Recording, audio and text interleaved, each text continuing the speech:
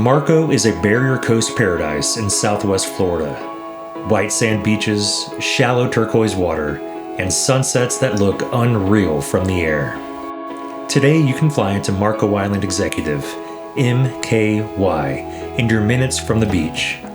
But Marco's aviation story didn't start here, because the island's original runways were never meant to survive. They were built to disappear.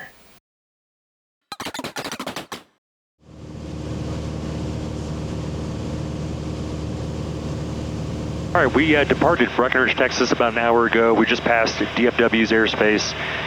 We are on our way down to Marco Island, Florida. Now, it's going to be about a 7.5 hour flight today, but we are going to break that up into at least 2 segments. When you do a long cross-country trip like this, it's a reminder of what aviation is all about. It's a shortcut through geography, and Marco Island was built on this idea.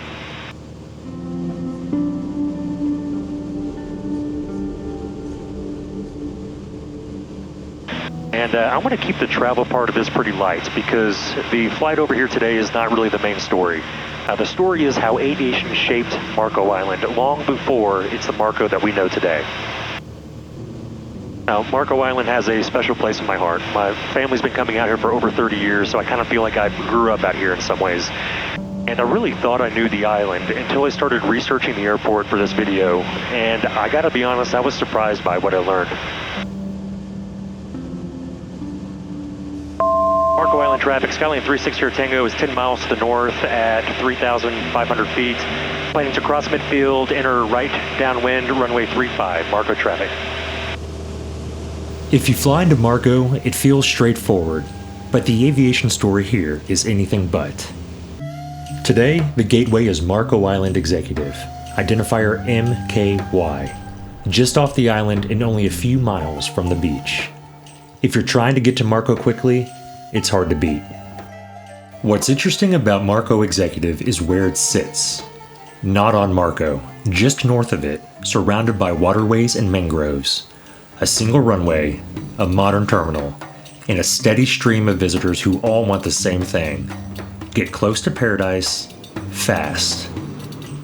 And from the air, it feels like a little outpost at the edge of nature. Partly because wetlands are hard to build on, and partly because protections kept this area more open than developers once imagined.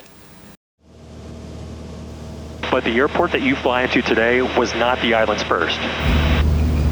To understand why, we've got to rewind. This is Marco Island, sometimes called Florida's last frontier.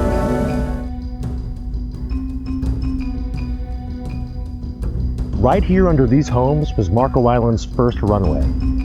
In the early days of Marco's development, runways were built directly on the island. First, a landing strip near the beach, within minutes of the original Marco Beach Hotel, today's JW Marriott. And then, as development expanded, another on-island runway followed. For a brief period, air service didn't just bring people near Marco. It brought them onto the island. And the reason that mattered has less to do with aviation and more to do with selling a dream. Much of this history is preserved here at the Marco Island Historical Museum. Maps, photos, and artifacts of the island's aviation era. They currently have an exhibit called Marco on the Move. Come check it out if you're on the island. Marco Island's development was led by the Deltona Corporation. Founded by the Mackle family, master plan developers working at a time when roads, bridges, and utilities often lagged ambition. That created a fundamental challenge.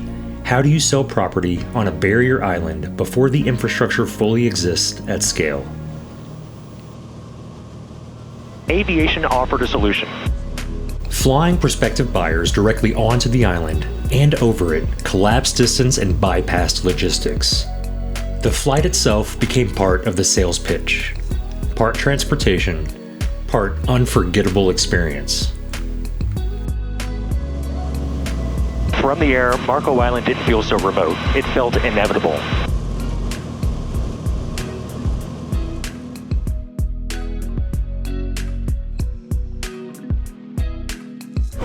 That's not just transportation, that's strategy. And here's what makes Marco unusual. Those runways were never meant to last. Once roads, bridges, and reputation took over, aviation had done its job. And those runways didn't just disappear, they became valuable real estate. The runways were not abandoned. They did exactly what they were built to do.